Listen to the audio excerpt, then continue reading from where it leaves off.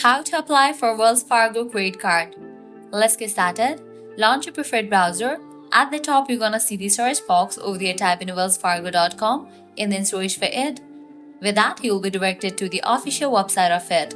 Now over here, you'll see the option of credit card. Click on that. Then click on the option of view all credit cards. You'll be directed to the page where you're gonna find all the credit card options. Now I can just scroll down and check for the credit card that you're gonna apply for. You'll find various credit card options. All you have to do is go through it and then select the card that you want to apply for. Then click on the option of apply now.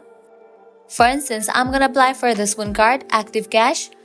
You just have to click on apply now. Now I have to fill out this application to apply for the card. Provide your personal information, contact information, likewise security information, financial information. After you provide all the details, you can submit this form. And just for that, you have applied for Wells Fargo credit card. So this way you can easily apply for any of the Wells Fargo credit card. At the end, if you guys find this video helpful, don't forget to like, share and subscribe to our channel. Thanks for watching.